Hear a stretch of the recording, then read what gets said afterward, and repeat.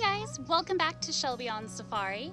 Today I am out exploring one of my favorite parts of Winchester on my lunch break, and I wanted to bring you with me to just showcase the beauty that can be found in a city, as well as some of my tips for if you want to do a master's course, in the form of 5 things I wish I knew before going on my master's. So, if you're new here and you want to learn all about animals in pop culture, captivity, or in the wild, be sure to hit that subscribe button and make that bell go ding so you can be the first to see all the new content. Now, let's go explore.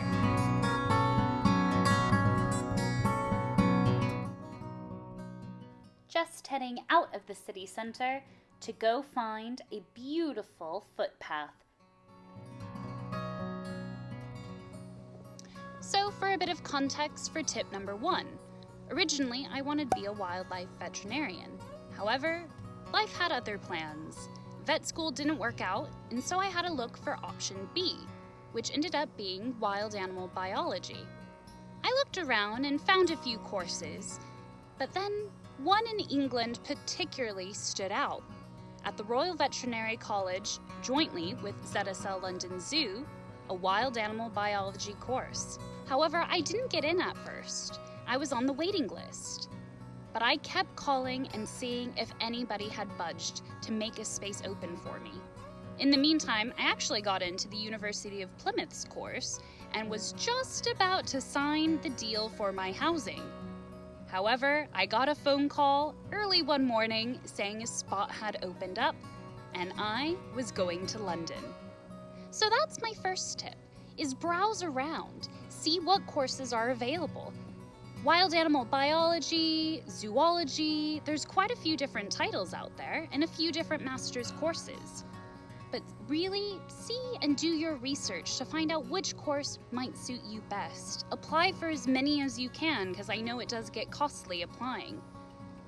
And really, keep your options open. You never will know where life will take you. Looks like there's plenty of watercress in the river, as well as some fish. But alas, it says private fishing, so not today. So the second tip revolves around studying. Find your groove, what works best for you. If you're like me and you go somewhere else for your master's course other than staying at home or even within the same country, your groove might get thrown off. You'll have to find a new study space. And for me, well, there was plenty of distractions in London, and it took a while to find which location worked best for me. I ended up needing absolutely no windows, so it felt like I was in a cave, and I found solace in Van Halen. That's right, I put on headphones and just needed to focus in on what I had to do. I set times for myself and gave myself a set time to work on one particular assignment, and then would move on to the next or take a break. But it's really important to find your groove early on if you haven't already, and make sure you stick to it so you can make the most of your master's course. This is a school. Isn't it crazy? It's surrounded by such beauty.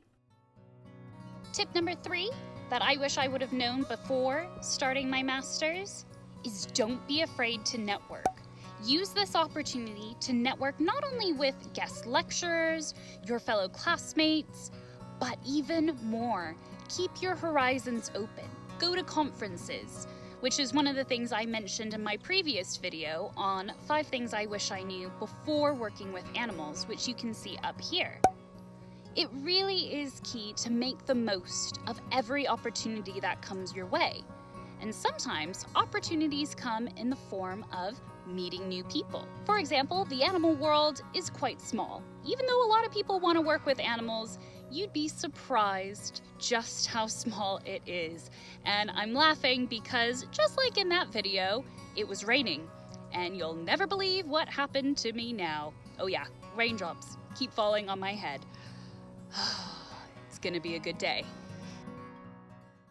I love how clear the water is. It's so beautiful and surrounded by such pretty flowers. Once again, I find myself under a tree to protect myself from the rain while I'll tell you about tip number 4. Oh, the irony of England in the summertime. To be honest, yesterday was in the high 80s and it was beautiful, sunny, felt like I was back home in California. And then sure enough, today it's muggy. It's all good though, it's all good. I'm still in shorts and flip-flops. It's all good. So tip number 4. Well, I'm sad to say, but a master's course does go by quite quick, especially if you're having fun like I did. And I didn't quite realize how fast time was flying until it was too late. With that being said, time management is key, whether that's with regards to working on assignments, doing volunteer work, or juggling a job like I did. It's important to really master the art of it because you're gonna want to spend some time enjoying life, which leads me to tip number 5. But let's go find someplace new. Looks like this could be a good place for rock skipping. If only I had more time. Well, it doesn't take long for me to find a body of water. That leads me to tip number 5. It's all about having fun. With your time management skills and hopefully finding your study groove, you can make the most of whatever adventure you find yourself on. Make time to have fun, to explore a new city. I didn't think I was gonna finish my degree and stay in England, so I made sure to make the most out of every weekend that I had free, to explore London. And it's one of my favorite cities. I remember my mom telling me, you're probably only gonna live in London once, especially with the rent cost, so make it matter. Do things that challenge yourself and explore with hopefully new friends that you meet on your master's course. And most importantly, have the time of your life because it is an incredible opportunity. This is a favorite place of mine to sit and relax. Do you have a secret hideaway location in your city? Let me know in the comments below. Obviously, don't tell me where it is though. So it's time to head back in, and I've realized after playing in the river for a bit, my bum is all wet and it's really awkward. But it's gonna be a fun rest of the day at work, I can assure you that. Luckily now it's not drizzling, so I'm not gonna get soaked. However, I do wanna take you back via Winchester Cathedral to hopefully see the world's fastest animal. Through the ancient gates, we head into the grounds of Winchester Cathedral. But first, look at this beautiful house. My goodness. The craftsmanship is incredible and just a testament because of how long it has lasted. But here is the true Star of Winchester, the cathedral. And home to some peregrine falcons of all things. The peregrine falcon is known for its speed. They can reach speeds of up to 200 miles per hour when stooping or diving down on its prey from a great height. A place to get great height, well, at least for nesting, is on top of Winchester Cathedral. In fact, Winchester Cathedral has a peregrine webcam. I'll put the links in the description below for you to check it out, because it is amazing. I waited around to see if they'd come out, but no such luck. Seems like they're all out hunting.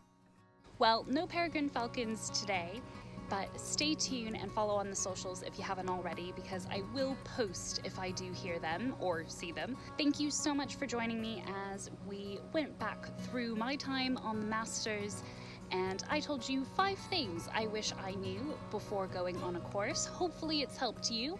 If you're considering doing a master's course, let me know in the comments below, and I'll see you next time. Bye!